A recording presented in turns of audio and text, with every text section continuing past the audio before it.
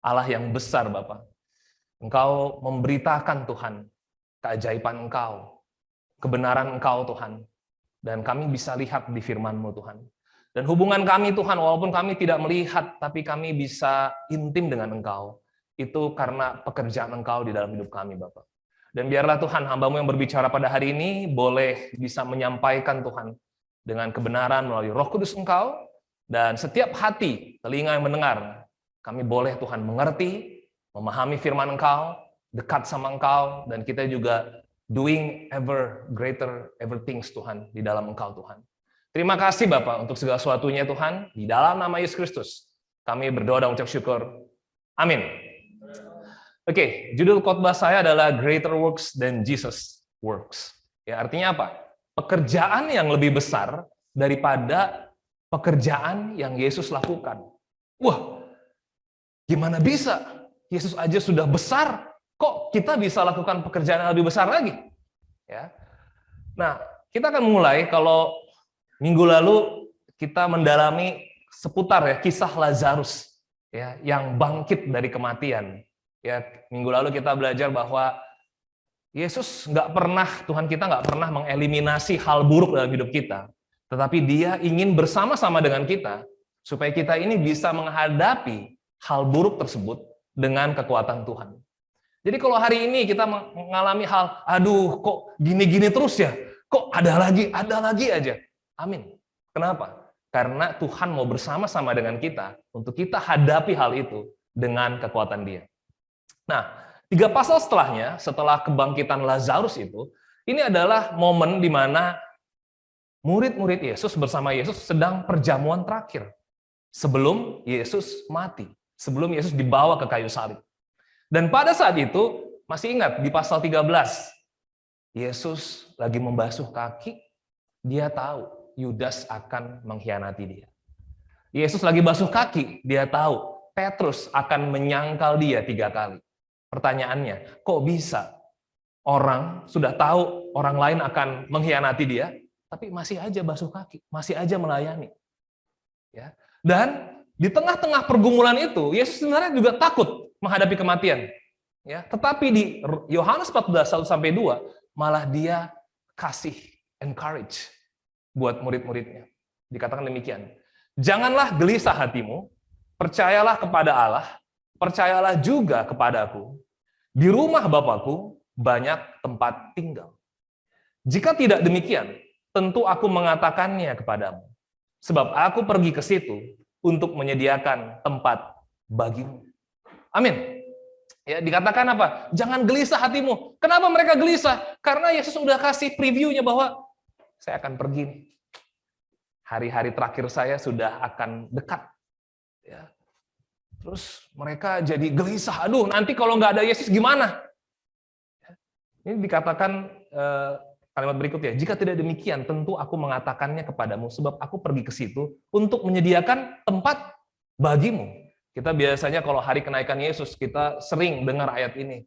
Ya, kenapa? Yesus mau pergi kepada Bapa karena Dia mau sediakan tempat bagi kita. Kita tahu itu surga. Ya, tapi surga selain tempat, juga itu adalah tentang hubungan. Ya. Kenapa? Karena di ayat 5-6 dikatakan demikian. Ini si Thomas respon apa yang dikatakan Yesus. Kata Thomas kepadanya, Tuhan, kami tidak tahu kemana Engkau pergi. Jadi bagaimana kami tahu jalan ke situ? Kata Yesus kepadanya, akulah jalan dan kebenaran dan hidup. Tidak ada seorang pun yang datang kepada Bapa kalau tidak melalui aku.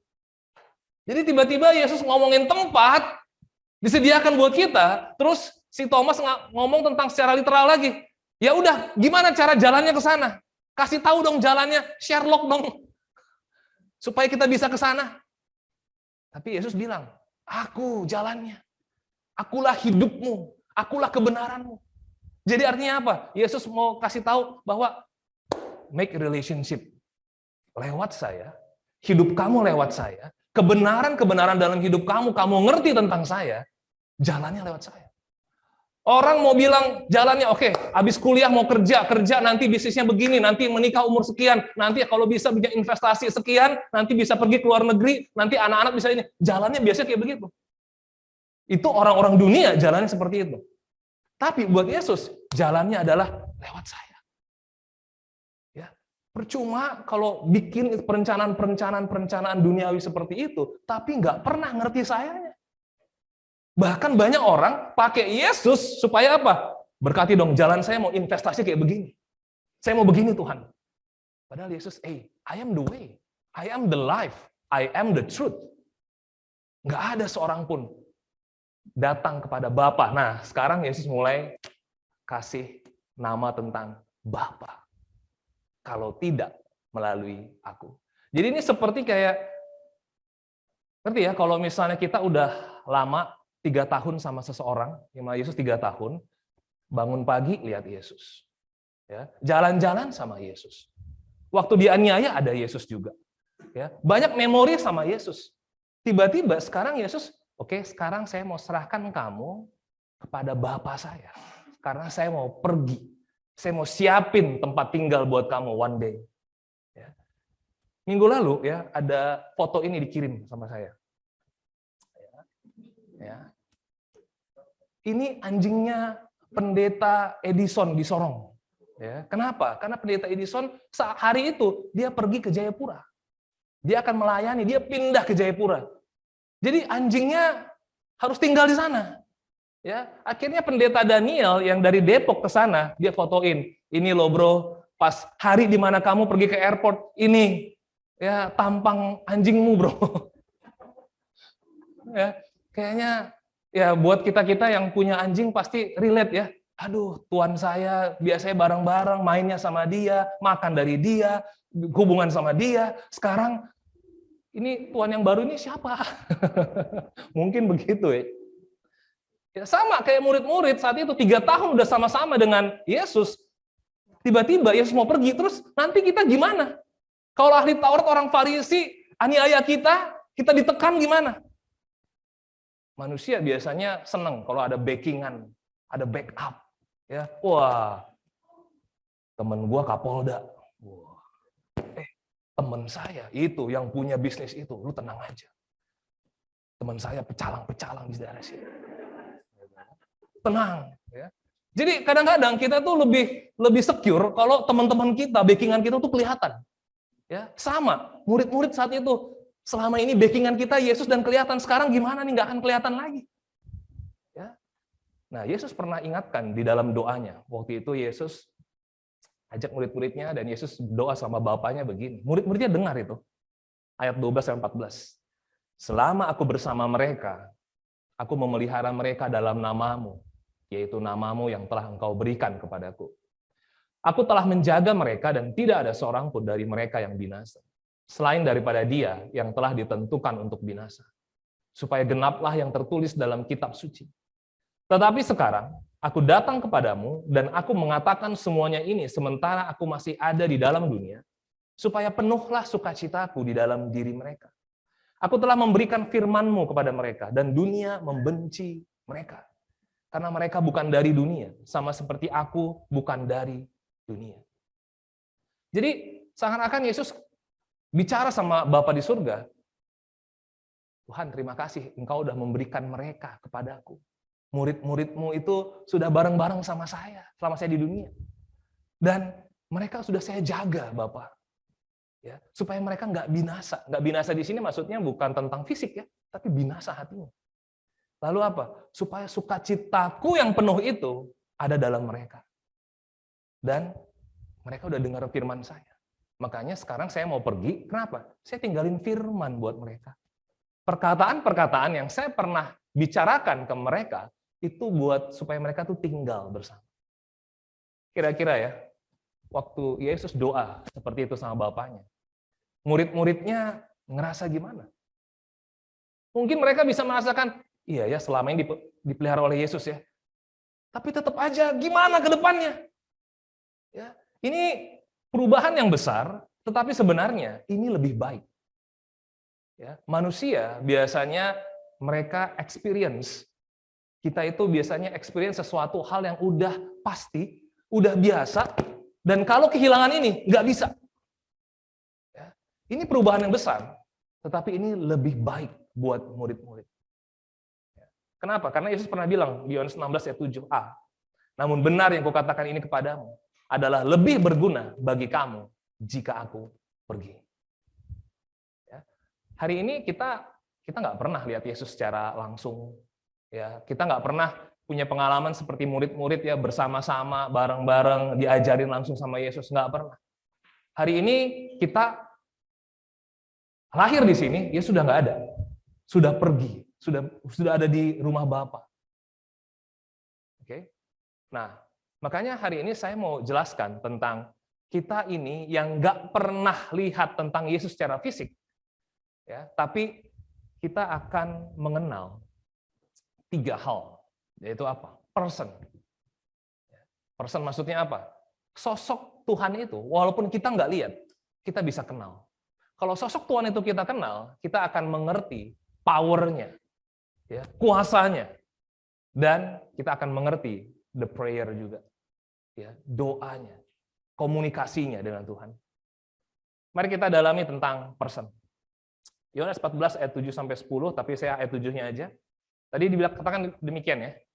Sekiranya kamu mengenal aku, pasti kamu juga mengenal Bapakku. Sekarang ini kamu mengenal dia dan kamu telah melihat dia. Wah, kaget nih. Kenapa? Karena dikatakan, kamu sekarang lihat saya nggak? Kalau kamu lihat saya, kalau kamu kenal saya, berarti kamu kenal Bapa di surga juga. Ini adalah secuplik tentang Tritunggal ya di dalam kekristenan. Yaitu apa? Kenal Yesus berarti kenal Bapa. Lihat Yesus berarti lihat Bapa. Secara nggak langsung Yesus mau bilang, Yesus dan Bapa itu satu. Kalau saya selama ini 3 tahun ini pelihara kamu, hal yang sama juga Bapa akan pelihara kamu. Aduh gimana Tuhan nggak kelihatan? Tenang, nanti saya siapkan. Ya. Pengenalan kamu akan bertumbuh. Nah, makanya kalau kita lihat yang di tadi ya, di ayat yang ke ayat 5-6, Tuhan kami tidak tahu kemana engkau pergi, jadi bagaimana kami tahu jalan ke situ? Ya. Orang biasanya lebih pengen dia itu melihat langsung. Ya. Saya dengar suara Tuhan tadi pagi. Ada penglihatan loh tentang Tuhan. Padahal Tuhan udah bilang, ya, kalau kamu lihat saya, kamu lihat Bapa. Kamu nggak akan pernah lagi lihat tentang Tuhan di dalam hidup kamu. Kecuali apa? Lewat firman-Ku. Ini orang harus ngerti ini. Kalau enggak, kita itu tergoda dengan fenomena-fenomena bahwa apa? Tadi pagi saya dengar Tuhan berbicara sama saya. Terus itu hanya orang-orang tertentu aja yang bisa lihat. Padahal di perjanjian lama, perjanjian baru, yang bisa dapat penglihatan cuma siapa? Yeskiel 1, Yesaya 1, Musa pernah tapi itu cuma belakangnya Tuhan aja. Habis itu yang lain Abraham nggak pernah, ya Daud nggak pernah. Sedekat itu Daud tapi nggak pernah Tuhan menampakkan dirinya. Nggak pernah Tuhan langsung audible sama Daud nggak pernah. Daud hanya apa? Baca Taurat aja. Terus dia nyanyi, baca Taurat nyanyi, dia renungkan tentang Tuhan. Tapi zaman sekarang banyak kekristenan seakan-akan menantikan itu. Saya dulu pernah pembimbing rohani saya waktu saya SMA. Saya coba doa, habis doa kamu tunggu 2 menit. Ya, nanti mudah-mudahan ada suara itu. Saya tunggu itu 3 bulan saya tunggu. Setiap doa makan, setiap doa tidur, saya tunggu. Yang lain teman-teman, saya ngapain? Bentar. Ketekun saya tungguin. Nggak ada suara itu.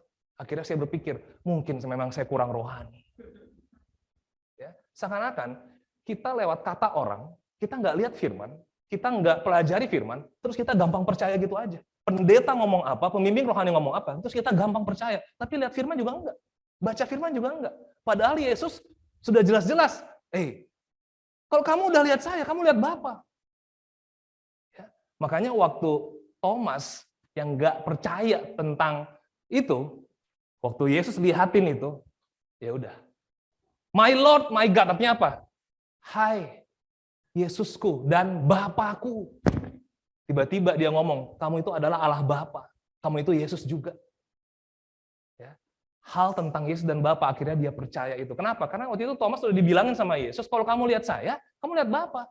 Tapi waktu itu dia belum bisa percaya sampai Yesus bangkit baru, oke, you are my Lord, you are my God. Kau Bapakku, kau Yesusku. Oke. Nah, setelah itu, ayat 16-17, aku akan minta kepada Bapa dan ia akan memberikan kepadamu seorang penolong yang lain. Ya, supaya ia menyertai kamu selama-lamanya. Jadi penolong ini seperti Kristus, ya. Kamu kan ngalamin pemeliharaan saya. Kamu mengalami semangat dari saya, kamu mengalami perkataan-perkataan saya. Nah, saya akan kasih itu. Penolong yang lain itu, yaitu Roh Kudus. Dalam bahasa Yunani itu parakletos. Ya, parakletos artinya apa? Kalau kleitos itu tentang memanggil, calling. Ya, para itu artinya apa? Someone yang beside kita, bersama-sama. Artinya apa? Kita jadi punya orang yang kita panggil untuk bersama-sama dengan kita. Kita nggak pernah sendirian, Bapak Ibu Saudari. Ya. Itulah parakletos. Dunia tidak dapat menerima dia, sebab dunia tidak melihat dia dan tidak mengenal dia. Tetapi kamu mengenal dia, sebab ia menyertai kamu dan akan diam di dalam kamu. Ini luar biasanya. Yesusnya pergi kepada Bapa, tapi Roh Kudus akan diutus. Kalau dulu misalnya ini Petrus, ini Yesus, masih ada jarak antara Petrus dan Yesus. Sekarang Roh itu diam di dalam kita. Jesus itu akan diam di dalam kita. Ya, seberapa Tuhan mau intim dengan kita. Ya, ada Roh Kudus yang tinggal. Nah, Roh Kudus itu gimana? Ayat 25-26. Tetapi penghibur, yaitu Roh Kudus, yang akan diutus oleh Bapa dalam namaku, dialah yang akan mengajarkan segala sesuatu kepadamu dan akan mengingatkan kamu akan semua yang telah kukatakan kepadamu. Jadi Roh Kudus itu ya, itu akan mengingatkan hal-hal yang Yesus pernah ajarin. Nah, dulu saya bayangan ya Roh Kudus tuh, Roh Kudus, kira-kira hari ini makan apa? Saya kira begitu Roh Kudus. Roh Kudus, bisnis apa yang kira-kira akan bagus bulan ini? Roh Kudus, Roh Kudus menghalangi saya dari kecelakaan. Bukan. Roh Kudus itu mengajarkan apa yang Yesus pernah ajarkan. Jadi kalau kita baca firman, terus tiba-tiba di dalam satu pergumulan kita jadi ingat lagi, iya ya, kan Yesus pernah ngomong begini. Kan firman waktu itu kejadian pernah begini. Amin, Holy Spirit, thank you. Engkau ngingetin lagi apa yang pernah Yesus ajarin, teringat lagi. Saya tersemangati lagi galau-galau gitu kan. Kok ini nggak balas-balas, bete gue gitu kan. Tapi apa? Pas seperti itu, iya ya, kan saya punya hubungan sama Tuhan. Tuhan sendiri ada di dalam saya. Kenapa saya bete sama relationship yang saya nggak puas, padahal Tuhan mau puas sama saya. Tiba-tiba Holy Spirit itu mengingatkan, hey, saya udah mati buat kamu, saya udah bangkit buat kamu. Ya kan? Tugas kamu love orang aja. Ngapain kamu jadinya begitu-begitu pemikirannya? Suci hatimu. Oh iya, Matius 5 ayat 8, berbahagia orang suci hatinya, karena mereka melihat Tuhan. Tapi kalau nggak suci hatinya, lihatnya negatifnya orang aja. Nggak ada Tuhan di sini. Kenapa? Karena kitanya nggak ngelihat Tuhan. Hati kita yang nggak kita beresin sama Tuhan. Jadi dia perkenalkan, ini penolong loh, ini roh kebenaran loh, ini penghibur loh, encourage kita waktu kita lagi dalam keadaan sedih, waktu kita keadaan nggak kesepian, nggak dikasihi. Ini loh yang akan ngajarin. Pertanyaannya, kita ngerasain itu nggak? Ya. Saya mau ajak kita semua, wahai jemaat yang saya kasihi, supaya kita mengerti apa yang Yesus perjuangkan, itu kita bisa alami. Soalnya kalau Yesus ajarin apa, Yesus udah mati bangkit, tapi kita masih pengennya begini, pengennya begitu. Bahkan seperti Thomas ya, bahkan di Filipus bilang juga di Yohanes 14 ya, tunjukkan Bapa itu. Jadi pengennya tuh lihat fenomena yang luar biasa. Lihatnya, pengennya adalah kelihatan Tuhannya. Baru kita semangat. Ya, sampai zaman 2000 tahun lagi nggak akan gitu, karena Yesus bilangnya udah seperti ini. Ya. Jikalau penghibur yang akan kuutus dari Bapa datang, yaitu roh kebenaran yang keluar dari Bapa. Nah, tadi yang utus siapa? Bapa. Sekarang di pasal berikutnya, jikalau penghibur yang akan kuutus, Berarti apa? Yesus pun mengutus Roh Kudus juga. Artinya apa? Yesus dan Bapa satu. Yaitu roh kebenaran yang keluar dari Bapa, ia akan bersaksi tentang aku. Dia akan bicarakan apa? Yesus, Yesus, Yesus. Dia akan ngingetin kita tentang apa? Yesus mengasihi kita. Yesus pernah loh sama pemungut cukai begitu. Yesus punya belas kasihan yang luar biasa loh. Yesus, Yesus, Yesus begini loh. Nah, kita setiap hari ya, kalau kita ngalamin Roh Kudus, kita itu yang kita selalu ingat dan kuat. Tapi kalau enggak, yang kita ingat adalah hal yang buruk, negatif. Kenapa? Bila ku mati, itu lagu zaman dulu ya, SMA saya. Kau juga mati. Jadi enggak tentang Yesus lagi. Hal yang buruk yang kita ingat-ingat, hal yang menyedihkan yang kita ingat-ingat. Ya. Tapi ia akan bersaksi tentang aku. Nah, lalu Yesus bilang gini, tapi kamu juga harus bersaksi. Kenapa? Karena ini adalah intimasinya kita, kedekatan kita. Ya, kita ini siapa? Bapa, Yesus, Roh Kudus dengan kamu. Kamu nggak pernah sendirian, kamu bareng-bareng. Ya, kita tuh jadi satu. Nah, ini bersaksilah kepada orang lain tentang ini. Oke? Nah, ya, jadi love plus obedience. Ya. Kalau kita lihat tentang Yesus sama Bapa ya, seberapa love dia, seberapa obey dia. Ya. Yesus itu ya, makanya kita jangan pernah lihat love itu dari sisi kacamata dunia. Kita ngelihat love orang tua kita ke kita, oh begitulah love ya. Ya udah, saya praktekkan love-nya begitu. Terus kita lihat orang yang cem-cemannya kita ya, suka texting kita, kalau single-single ya, gila dia mengasihi saya banget, dia sampai text message sama saya. Dia ada icon-icon love-nya gitu kan. Nah, terus kita menerjemahkan bahwa love itu kayak begitu. Selalu be there buat saya. Waktu saya lagi dalam keadaan begini, dia ada buat saya. Kalau kita mengartikan love kayak begitu, dangkal sekali hidup kita. Ya. Kalau kita melakukan hal yang baik, seharusnya orang apresiasi kita. Kalau kita mendefinisikan love seperti itu, betapa dangkalnya kita. Kenapa? Karena love yang kita harus mengerti adalah Bapa ke Yesus, Yesus ke Bapa. Coba explore itu di Alkitab. Zaman Kejadian, Keluaran, Imamat, Bilangan, Ulangan, semua itu ada ngomongin tentang Kristus walaupun Yesusnya nggak hadir. Ya, Yunus, kisah Yusuf, Matius, Markus sampai Wahyu itu tentang Bapa love Yesus, Yesus love Bapa. Begitu intim mereka. Pernah nggak kita explore itu? Atau kita maunya, saya ikut Yesus, kenapa? Supaya Yesus love saya. Supaya apa yang saya mau omongin, apa yang saya mau bicarakan, Yesus kabulkan saya, bahwa baru itu Tuhan love saya. Enggak. Ya. Yesus, sampai dia mau mati pun dia obey. Sebenarnya dia takut. Tapi, I love you, my Father God. I want to obey you. Kenapa? Karena saya lihat betapa Bapa mengasihi saya. Kalau saya bisa mati karena saya mengasihi engkau, what a perfect love yang kita punya. Pernah nggak itu ya, kasih Yesus dan Bapa itu menguasai kita, mengkonsumsi kita. Wow. Dan itu kita terjemahkan itu ke brother sister kita. Bukan karena brother sister kita memperlakukan kita kayak gimana, enggak. Kalau itu terus fondasinya, sampai kapanpun kita nggak akan pernah lihat kasih Tuhan. Ya. Yang kita harus mengerti, yang kita harus alami adalah kasih Yesus dan Bapa, kita pelajari itu. Kita lihat itu. Dan akhirnya kita bisa ngerti. Lihat, Filipus. Kata Filipus padanya, Tuhan, tunjukkanlah Bapa itu kepada kami. Itu udah cukup bagi kami, Tuhan. Nggak usah ajar-ajarin gitu-gitu deh. Nggak ngerti saya ini nelayan. Nggak usah yang tinggi-tinggi gitu. Saya pengennya lihat aja Tuhan Bapa itu mana. Kata Yesus kepadanya, telah sekian lama aku bersama-sama kamu, Filipus. Namun engkau nggak kenal aku. Barang siapa telah melihat aku, ia telah melihat Bapa. Bagaimana engkau berkata, tunjukkanlah Bapa itu kepada kami? Tidak percayakah engkau bahwa aku di dalam Bapa dan Bapa di dalam aku? Apa yang aku katakan kepadamu, tidak aku katakan dari diriku sendiri, tetapi Bapa yang diam di dalam aku, dialah yang melakukan pekerjaannya. Mau sampai Yesus 3 tahun bareng-bareng juga, nggak ngerti-ngerti murid Yesus. Rasul nggak ngerti-ngerti. Kenapa? Karena dalam pikirannya adalah, kalau nanti kelihatan Bapa di surga itu, kalau sesuatu terjadi luar biasa di depan mata saya tentang Tuhan, baru saya bisa percaya. Ini sama seperti minggu lalu saya bicara tentang mujizat harus terjadi di dalam hidup kita, baru saya percaya. Ya, nggak ngerti-ngerti Rasul ini. Tidak percayakah engkau? Aku di dalam Bapa dan Bapa di dalam aku. Harusnya kamu mengerti hubungan Bapa dan aku ini loh. Ya.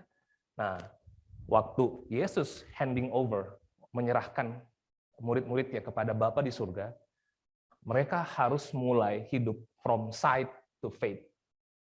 Dari penglihatan, sekarang benar-benar punya iman. Berbahagialah orang yang tidak melihat namun percaya. 2000 tahun kemudian kita sekarang lahir. Kita nggak pernah lihat Yesus. Dan nggak usah kita berharap-harap ada kelihatan, rambutnya berkilau-kilau. Nggak ada itu. Ya. Karena apa? Sekarang, sejak 2000 tahun yang lalu, from sight to faith. Ya. Kamu akan alami itu. Ya. Dan benar, di Kisah Rasul, mereka dianiaya, dicambuk lagi si rasul-rasul ini. Tapi apa? Tuhan, kami semangat Tuhan, kami dianiaya. Kenapa? Kami jadi mengalami apa yang kau alami. Yesusnya nggak ada, tapi beraninya tumbuh. Yesusnya nggak ada, tapi apa? Imannya tumbuh.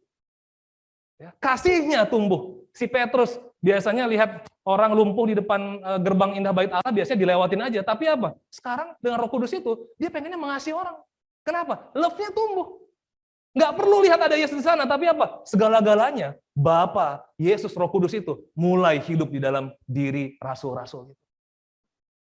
From sight to faith. Oke? Nah, itu personnya. Makanya kita perlu kenal Bapa, Yesus, dan Roh Kudus lewat firman Tuhan. Udah diajarin itu. Ya. Hari ini kalau kita pernah baca 2 Petrus 1, 20-21, ya, segala tulisan yang diilhamkan Allah, Alkitab, itu dari Roh Kudus. Rasul-rasul akhirnya tulisin itu semua dari Roh Kudus. Hari ini kalau kita menghargai Roh Kudus, kita baca Alkitab. Kita pengen intim sama firman. Ya. Kalau kita pengen dekat, ngerti Bapa, Yesus, dan Roh Kudus, baca firman Tuhan. Ya. Bukan kita menanti-nantikan audible atau kelihatan, enggak. Ya. Karena Roh Kudus sudah kasih tahu sama rasul-rasul, dan rasul-rasul tulisin itu. Itulah ilham dari Roh Kudus. Ya, makanya mari kita rajin. Bahkan kalau Daud bilang siang dan malam kita renungkan. Kalau kita nggak senang merenungkan firman Tuhan, kita bolong-bolong, ya udah pasti yang negatif akan berkuasa. Ya, tapi kalau kita every day kita senang, mau dekat, mau pelajari, mau observe lagi, ya kita akan ngalamin yang kedua, yaitu apa? Power, kuasanya, kekuatannya. Yohanes 14 ayat 11-12. Percayalah kepadaku bahwa aku di dalam Bapa dan Bapa di dalam aku. Atau setidak-tidaknya, percayalah karena pekerjaan-pekerjaan itu sendiri. Aku berkata kepadamu, sesungguhnya, barang siapa percaya kepadaku, ia akan melakukan juga pekerjaan-pekerjaan yang aku lakukan, bahkan pekerjaan-pekerjaan yang lebih besar daripada itu. Sebab aku pergi kepada Bapa. Nah, apa maksudnya? Pekerjaan yang lebih besar. Yesus bilang, kalau saya pergi nanti, kalau kamu percaya, walaupun kamu nggak lihat saya, kamu akan lakukan juga kok yang saya lakukan, bahkan lebih besar daripada yang saya lakukan. Ya, kalau dulu saya dari sekolah minggu, ya udah kalau saya percaya Yesus, saya akan menikmati aja apa yang Yesus mau tambahkan dalam hidup saya. Tapi lakukan apa yang dilakukan? Enggak. Saya nggak mau jadi pendeta. Akhirnya jadi pendeta. Benar. Ya, itu cuma selingan aja ya. Tapi maksudnya apa? Lakukan apa yang Yesus lakukan, bukan harus jadi pendeta, tapi jadi murid Yesus. Ya, kenapa? Karena muridnya memang ikutin, ngelihat, wah Yesus mengasihinya gini ya, saya mau dong mengasihinya begitu.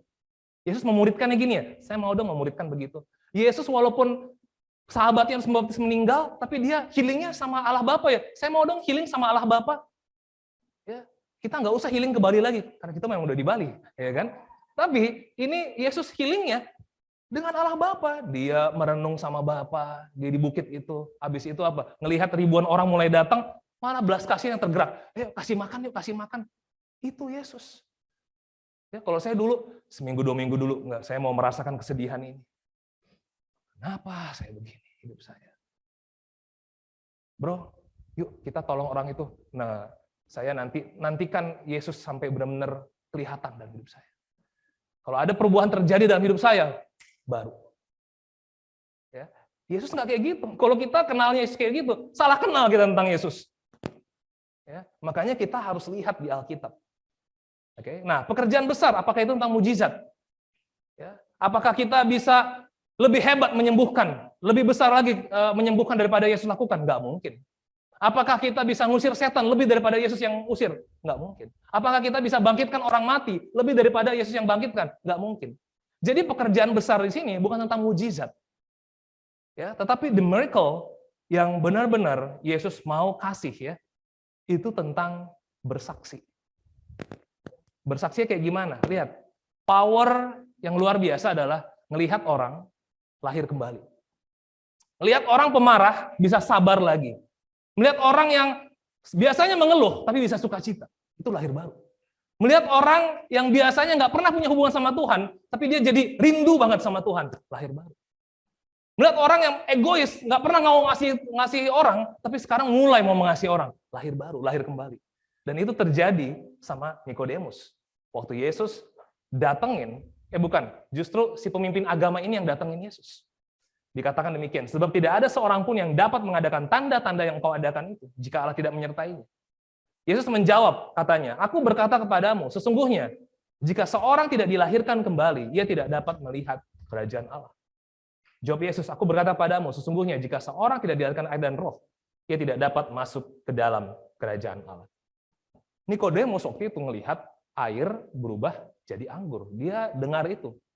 Nikodemus lihat juga, Yesus di bait Allah, dengan kekuatannya dia jungkir balikkan itu meja-meja penukar uang itu di bait Allah. Itu ada, kalau hari raya Paskah itu bisa puluhan ribu orang ada di Yerusalem di bait Allah. Satu orang itu bisa membubarkan puluhan ribu. Itu tanda, itu sign. Itu kekuatan dari Tuhan. Ya, nggak mungkin satu orang itu bisa bubarin puluhan ribu. Itu Satpol PP datang aja udah beres tuh orang. Ya, tapi Yesus nggak kayak begitu. Nah, Nikodemus penasaran karena itu di Yohanes 2 dan di Yohanes 3. Nikodemus kok bisa? Saya selama ini ya, saya mimpin agama, saya baca Taurat, tapi saya nggak pernah tuh ngalamin yang begitu-begitu. Ya, bisa ngubah air jadi anggur, bisa kayaknya kuasa saya bisa dilihat puluhan ribu orang, lalu dijungkir balikan meja-meja penukar uang itu, saya jadi impresif banget. Mungkin berita di Twitter ada viral gitu kan? Enggak kayak begitu. Tapi Yesus bilang, Nikodemus, kuasa saya itu untuk kamu bisa lahir baru, lahir kembali. Kamu mau jadi pemimpin agama kek, mau jabatan kamu adalah diaken, majelis, pemimpin, bintang 5, grup besar. Yang penting adalah lahir baru, lahir kembali. Itu yang Tuhan mau terjadi. Ya. Nah, itu yang akhirnya di Kisah Para Rasul terjadi. Kisah 1 ayat 6-8. Ya, murid-muridnya tanya sama Yesus. Maka bertanyalah mereka yang berkumpul di situ, Tuhan, maukah engkau pada masa ini memulihkan kerajaan bagi Israel? Nah, ya. Ekspektasi murid-murid ya tetap aja pengen sesuatu terjadi Tuhan, pemulihan terjadi di negeri Israel ini Tuhan, ekonomi bangkit kembali Tuhan, pemimpin-pemimpin negara itu diganti Tuhan sama yang takut oleh Engkau. Ya, pokoknya pulih kerajaan ini sehingga apa? Kita hidupnya udah lebih enak Tuhan. Tapi Yesus bilang apa? Engkau tidak perlu mengetahui masa dan waktu yang ditetapkan Bapa sendiri menurut kuasanya. Tetapi kamu akan menerima kuasa kalau Roh Kudus turun ke atas kamu dan kamu akan menjadi saksiku di Yerusalem dan di seluruh Yudea dan Samaria dan sampai ke ujung bumi. Pertanyaannya, dari tahun 30 itu sampai tahun 70, 40 tahun rasul-rasul hidup. Mungkin ada yang udah mati tahun 60, ada yang udah mati tahun 40. Ya, dalam hidup mereka adalah penganiayaan demi penganiayaan sampai akhirnya Kaisar Titus tahun 70 binasakan itu bait Allah, hancur semua. Dan itu adalah sebuah tragedi buat Israel. Pertanyaannya, mana kuasa Roh Kudus itu? Kok nggak ada mujizat-mujizat terjadi? Wah, hebat terjadi, pemulihan terjadi, rumah kita jadi bagus sekali Tuhan. Ya, bait Allah yang tadinya terbelah 2 jadi tingkat 2. Wah. Hebat, megah. Enggak. Udah 40 tahun sejak Yesus mati, penganiayaan terjadi. Bahkan murid-murid, aduh Tuhan kok kayak begini. Tapi tahu nggak yang terjadi? Firman Tuhan tersebar. Murid-murid ada yang bergumul, tapi apa? Mereka semangat. Kenapa? Kuasa Roh Kudus dalam hati itu adalah kuasa yang nggak bisa digoncangkan dengan pergumulan-pergumulan apapun. Dengan ekonomi seperti apapun, Dengan hubungan yang seperti apapun, bahkan Kaisar Nero itu bikin kambing hitam, bahwa apa? Ini gara-gara itu tuh, Kristen itu tuh, mari kita bakar kota Roma ini. Kristen jadi kambing hitamnya. Itu Kristen tersebar langsung ke Kapadokia, ke Pontus, ke Galatia. Ya mereka bergumul, tapi apa? Dengan mereka tersebar, firman Tuhan jadi tersebar. Lihat ya, Roh Kudus itu akan membuat kita bersaksi. Tapi tenang aja, dia akan hibur kita, dia akan kuatkan kita, dia akan ajarkan kita, dia akan ingetin kita. Sehingga apa? Kita hidup dalam kerajaan Tuhan. Oke? Nah, hari ini kita kenal nggak Roh Kudus yang begitu? Atau kita kenal Roh Kudus yang diiming-imingi beda sama yang di Alkitab ditulis. Oke? Nah, makanya kita bersyukur ya. Sekarang kenapa bisa ada kerajaan Tuhan di Bali, ada jemaat di Bali? Ya karena power-nya Tuhan. Kenapa sekarang kita mulai pikirin tentang Kupang? Karena power-nya Tuhan. Kenapa sekarang lewat pandemi justru firman Tuhan bisa semakin tersebar? Memang power-nya Tuhan mau diperlihatkan lewat pandemi ini. Kita yang tadinya nggak bisa online, bisa online. Siapa yang kepikiran sharing firman lewat online? Bisa sekarang. Teleponan pun bisa jadi study Bible. Dulu study Bible harus ketemu. Kalau nggak ketemu nggak serak, nggak bisa rasain feelingnya. Banyak orang jadi murid sekarang dibaptis lewat itu aja. Power Tuhan. Ya, bukan tentang teknologinya, tetapi apa? Tuhan mau buktiin, walaupun jauh, kuasa saya bisa dirasain. Kasih saya bisa dirasain. Kebenaran saya bisa terasakan. Ya, hari ini kita nggak perlu mengeluh tentang online, offline. Tapi yang kita perlu mengerti adalah kuasa Tuhan. Power-nya itu membuat kita bersaksi. Kalau misalnya jauh membuat kita nggak bisa bersaksi, ada yang salah dengan pengenalan kita sama Allah Bapa, Yesus, dan Roh Kudus itu. Amin? Terakhir adalah tentang prayer. Ayat 13-14. Yohanes 14-nya ya. Dan apa juga yang kamu minta dalam namaku, aku akan melakukannya, supaya Bapa dipermuliakan di dalam Anak. Jika kamu meminta sesuatu kepadaku di dalam namaku, aku akan melakukannya. Wow. Ini Tuhan kasih akses sama kita. Ya. Kenapa? Kalau kamu minta dalam namaku, aku akan melakukannya. Jadi Tuhan itu baik ya. Dia bilang apa? Jangan gelisah. Bapa dan aku satu, sayalah sosok yang harus kamu kenal dengan utuh. Jangan kamu kenal seperti orang-orang kebanyakan. Ahli Taurat, orang Farisi itu kayak begitu tuh. Ya, Yesus ngelakuin apa? Coba mana Bapamu? Ya, Yesus nggak perlu jelasin sama mereka. Tapi kalau rasulnya yang ngomong, itu bisa kena. Ya, kok udah 3 tahun udah bersama-sama, masih harapin harus kelihatan terjadi. Bukan itu yang saya mau kenalkan. Nah, habis itu dia kenalin tadi pekerjaan besarnya. Kamu akan lakukan juga pekerjaan besar yang lebih besar daripada aku. Dulu Yesus cuman apa? Nginjilnya itu cuma di wilayah Galilea kebanyakan. Di Yerusalem, dia ditolak terus. Siapa yang terima dia di Yerusalem? Nggak ada. Hari ini kalau kita ditolak, jangan langsung down. Kita cerita tentang Tuhan, jangan langsung down, ditolak. Yesus pun ditolak di Yerusalem. Tapi dia bilang, Holy Spirit akan membuat kita bersaksi. Ya, makanya Yudea, Samaria, sampai ke ujung bumi. Hari ini kita di Bali bisa menikmati itu. Sekarang di Bali ini, mau Tabanan, Gianyar, apalagi Nusa Dua. Ya, sorry kalau ada kampung yang belum disebutin, ya, nggak maksud gimana. Singaraja. Ya, jadi apapun itu bisa. Kupang bisa. Ya, tapi sekarang apa? Sekarang saya kasih aksesnya. Doa. Oke. Seberapa kita konstan doa kepada Kristus. Karena ini adalah akses kepada Bapa lewat Yesus, lewat di dalam nama Yesus aku berdoa. Apakah doa dalam nama Yesus semua pasti dikabulkan? Ya, karena hari ini banyak orang yang penting saya kasih aja mantra itu. Di dalam nama Yesus. Terus ada keinginan kita di dalam nama Yesus. Ada ini kita di dalam nama Yesus. Ya, mari kita harus ngerti dulu kenapa Yesus ngomongin di dalam nama Yesus. Ya, sebelum dia ngomongin di dalam nama Yesus Yohanes 14 yang tadi, kan dia udah bilang, kamu harus kenal saya dulu. Identitas Bapaknya kenal nggak? Ya. Nggak mungkin saya misalnya sama Bro Victor ngomong gitu kan, Bro Victor, ya masakin saksang ya. Padahal mungkin Bro Victor nggak bisa masak saksang. Ya, tapi karena saya nggak kenal dia, Padahal dia jagonya masak capcay misalnya. Ya kan? Kenapa saya nggak mintanya itu? Tapi saya mintanya saksang. Kenapa? Saya pengennya itu. Kenapa? Nggak kenal. Nah, makanya sama yang minta, kita harus kenal dulu. Kalau enggak, kita minta apa aja. Apa aja pokoknya dalam nama Yesus, pokoknya minta aja. Yesus itu baik. Enggak, harus ngerti dulu Yohanes 14-nya.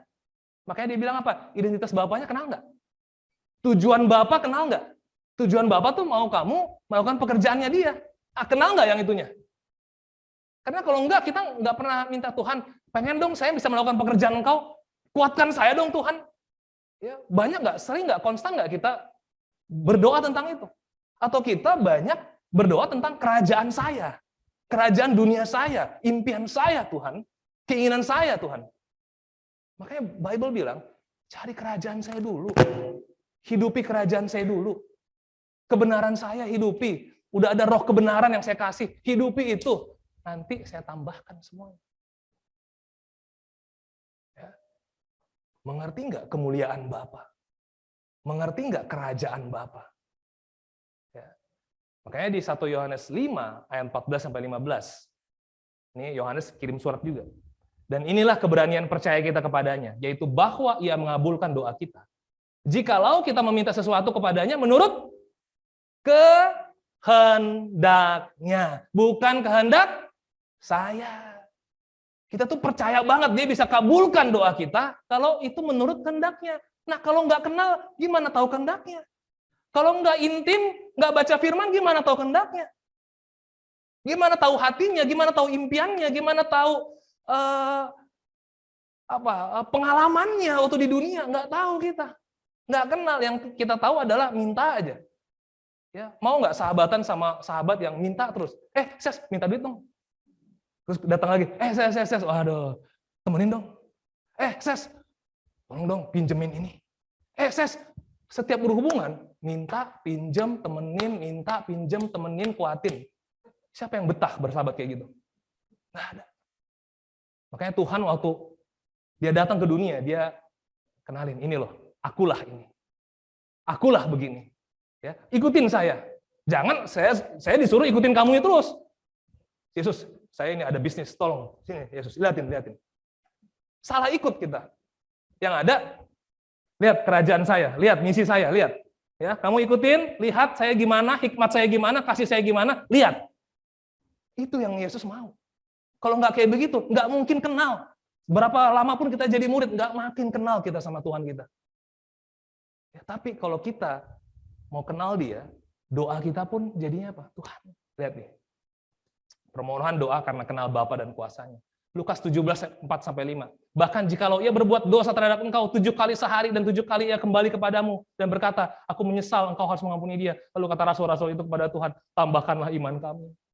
Jadi rasul-rasul dulu bergumul, mengampuni orang pun bergumul dia. Dulu kalau kita bisa doa, ada orang yang nyebelin di depan kita, Tuhan binasakan dia. Tuhan kalau bisa, Tuhan hidup saya nggak ada lagi bareng-bareng sama dia, Tuhan tolong Tuhan buat satu sistem kehidupan yang saya nggak perlu ketemu dia lagi Tuhan. Ini hidup udah enak-enak, ada aja yang dia buat. Lihat ya. Tapi Rasul, increase my faith Lord. Kalau itu kemauan engkau untuk mengampuni, amin. Saya mau mengampuni, saya mau rendah hati, saya mau datengin, tapi apa? Ini iman saya nggak kuat, tambahkan iman saya Tuhan. Saya mau pelajari dari firman-Mu supaya iman saya bertambah, saya kenal Engkau, sehingga hubungan Bapa, Yesus, dan Roh Kudus itu menyatu sama saya, sehingga kasih itu, pengampunan itu, bisa saya alami Tuhan, dan saya kerjakan buat dia. Itu. Sering nggak doa gitu? Ada ini, Tuhan. Tambahkan iman saya mau deketin dia, saya mau ngomong rendah hati Tuhan, please Tuhan. Ya, jangan kita doanya yang lain terus, kehendak dia nggak pernah didoain. Ya, bukan berarti kita nggak pernah. Ya, Bible bilang kalau doa Bapa kami, ya datanglah, ya Bapa kami yang di surga, dimuliakanlah namamu, dikuduskanlah namamu. Lihat, kemuliaan Bapa kita kenal. Jangan semua itu cuma jadi kata-kata aja, mantra aja. Ya, datanglah kerajaanmu, kita pengen hidupin kerajaan dia. Ya, jadilah kehendak-Mu di bumi itu di surga, supaya kehendak Kau yang jadi. Hari ini kehendak Tuhan apa yang jadi ya? Oh ya, saya bisa fellowship dengan orang-orang, saya mengasihi orang-orang. Kehendak Engkau jadi Tuhan. Aduh, Tuhan saya malu Tuhan sama orang itu. Tolong Tuhan tambahkan keberanian saya Tuhan. Tambahkan kasih saya Tuhan. Tuhan kok saya online ini malas ya saya Tuhan. Tambahkan kerajinan saya untuk online Tuhan. Supaya saya bisa doa sama dia. Supaya saya bisa kuatin dia Tuhan. Please Tuhan, tambahin Tuhan. Ya. Ayat 29. Ini rasul-rasul waktu di kisah 4. Dan sekarang ya Tuhan, lihatlah bagaimana mereka mengancam kami. Orang-orang Romawi. Dan berikanlah kepada hamba-hambamu keberanian untuk memberitakan firman-Mu. Makin diancam, makin doa sama Tuhan. Tuhan, kasih dong keberanian sama kami. Kok udah mulai melempem nih hati saya Tuhan untuk bersaksi Tuhan. Kok udah mulai nggak pengen Tuhan. Tuhan tambahin dong. Lihat ya, Roh Kudus. Itu Yesus dan Bapa akan tambahkan itu. Nah, mari Bapak Saudari, kita mengalami Tuhan yang seperti ini. Ya, Tuhan yang nggak kelihatan, tapi sekarang kita live by faith. Ya, dan setiap hari kita bisa melakukan pekerjaan yang lebih besar daripada apa yang Yesus lakukan. Yaitu apa? Kita harus kenal personnya, Bapa, Yesus, dan Roh Kudus. Mari kita baca firman-Nya. Kita kenal power-Nya, mari kita bersaksi. Hari ini kita bisa mengerjakan lebih besar dari apa yang Yesus lakukan. Buat orang menjadi lahir kembali, lahir baru. Dan kita jangan lupa doa untuk kehendak Tuhan. Ya, kalau enggak, diri kita ini enggak makin seperti Kristus. Lama-lama diri kita ini makin jauh dari Tuhan. Cuman kita aja datang ke gereja. Cuman kita aja datang persekutuan. Tapi Bapa, Yesus, dan Roh Kudus enggak diam dalam kita. Amin. Mari kita hidupi ini. Ya, sebulan ini kita udah belajar tentang the greater works. Ya, mari bulan depan udah pindah tema. Ya, tapi jangan greater works udah nggak ada lagi greater works. Sekarang kita tema yang baru. Ya. Mari kita semangat, ya. Setiap hari kita bisa bersaksi, setiap hari kita bisa melihat nanti orang-orang makin senang melihat firman Tuhan. Setiap hari orang bisa melihat diri kita ini terang. Sama tetangga kita nyapa. Kenapa? Roh Kudus itu. Ya. Sama keluarga, sama siapa lagi? Sama orang-orang lain. Saya sekarang jalan pagi sama Febri di Seminyak. Ya, satpam tuh, halo, satpam harus sampai bosan dengar sapaan kita. Ya. Halo ya, kenapa? Ujung-ujungnya nanti biar bisa dekat sama satpam yang kita kenal atau apa, nanti bisa ngobrol tentang Tuhan. Siapapun itu. Kenapa? Karena Bapa, Yesus, dan Roh Kudus tinggal dalam diri kita. Orang lumpuh aja diobrolin sama Petrus. Masa yang lain nggak kita obrolin? Jelas ya? Terangnya kelihatan karena Yesusnya ada dalam diri kita. Amin. Mari kita bersama dalam doa. Tuhan Allah Bapa kami Tuhan. Kami memuji Engkau karena Engkau adalah Allah yang hidup, Allah yang kelihatan di dalam firman-Mu Tuhan. Hari ini Tuhan, kami mau observe tentang Engkau. Kami mau gali tentang Engkau. Itu kita puas Bapak, utuh Tuhan.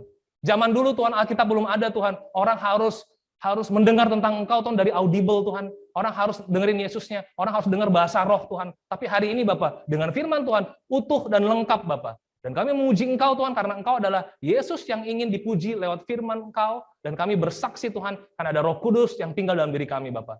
Terima kasih segalanya Tuhan, biarlah Tuhan jemaat ini kami bertumbuh Tuhan pengenalan akan Engkau, dan kami adalah partisipan untuk greater works yang Engkau alami Tuhan di dalam hidup kami. Di dalam nama Yesus Kristus Tuhan, kami berdoa dan mengucap syukur. Amin.